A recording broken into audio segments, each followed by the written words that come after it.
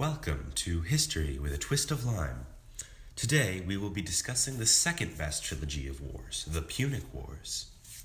The first Punic Wars were fought over who controlled the beautiful beaches of Corsica and Sicily, premier holiday destinations for the Roman elite. Carthage really liked those beaches free from Roman intruders, so they invaded in 264, taking the cities of Messana and Syracuse for themselves. Rome didn't like this, so they went to war with Carthage, but Romans did not know how to fight at sea.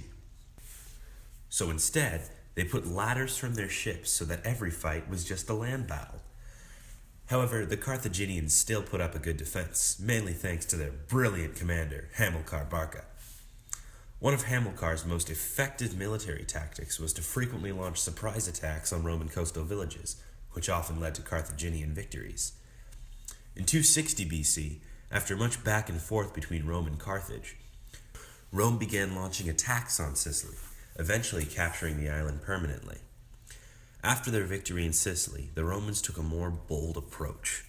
They moved to establish a beachhead in North Africa, which was not only a prime vacation spot, but also a great opening to establishing a military presence in Africa. At this point, the Carthaginians began having problems with their own ranks. Carthage's government was the Bernie Madoff of ancient governments, corrupt and led by officials who embezzled most of the funds directed towards the military. Soon, they couldn't afford to pay the military, which was mostly mercenaries, so the Carthaginian army basically went on strike. When the Carthaginian government continued to refuse payment to mercenaries, they laid siege on the city of Carthage. The Carthaginians, in a panic, called Hamilcar back to Carthage to protect them. This period, called the Mercenary War, lasted from 241 to 237 BC. Meanwhile, the Carthaginians' internal struggles opened the floodgates for Roman forces to retake Sicily and Corsica. After the Romans took over Corsica and Sicily, the Carthaginians knew their chances of retaking them were slim, so they changed direction and began moving towards Spain, where they amassed a large amount of land below the Ebro River. Seeing the possibility of Carthaginian encroachment along the Ebro, the Romans rushed to sign the Ebro Treaty, which officially divided the land around the river so that each side had their own territory. With the signing of this treaty, the First Punic War ended. Flash forward to 218 BCE.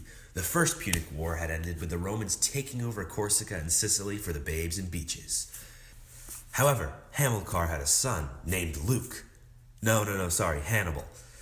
Hannibal, like his father, was a military genius who led Carthage's army. The Second Punic War began over a treaty in the Spanish city of Saguntium, which was below the agreed treaty line. Basically, the city was Roman, but Hannibal didn't care. He sent his forces to invade the city, slaughtering its citizens. Rome, at the time, was pretty busy with some issues of their own, so they didn't pay much attention. Seeing the opportunity, Hannibal marched his army north with 90,000 infantry, 12,000 cavalry, and his famous 37 war elephants. Hannibal was in a bit of a bind, because the Romans had turned the tables on their sea-fighting opponents.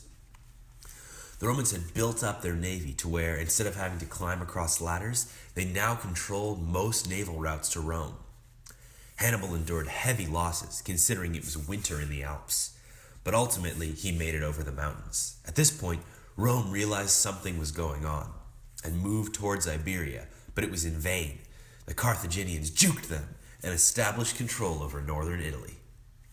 The Carthaginian army then, in 1217, allied with Germanic tribes, also slighted by the Romans.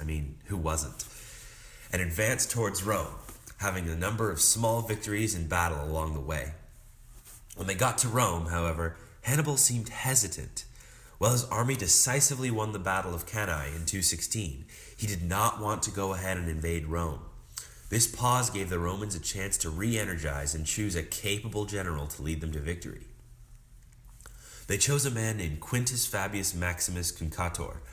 Rome had had a series of important victories, including the retaking of the city Calpa in 211. In 207, finally, Hasdrubal, a new Carthaginian general, decided to go ahead and invade southern Italy, including Rome. They were unsuccessful, and Rome remained Roman-controlled. But Carthaginian forces remained in the area for several more years, only leaving when Hasdrubal finally was called back to Carthage in 203. This meant that Roman provinces, previously held by a foreign government, were once again under Roman rule. Now, flash forward to 151 BC. Rome was sure they had fully conquered Corsica and Sicily for the babes and beaches. After the Second Punic War, the Carthaginians were expected to pay war debts, and they did, actually quite well.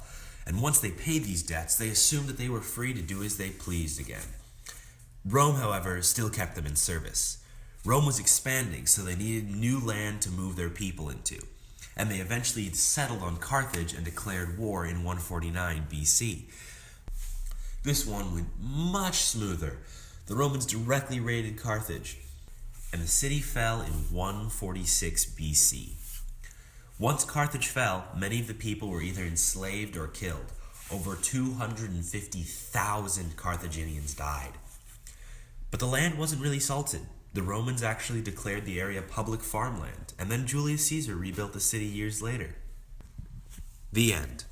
And as always, thanks for watching.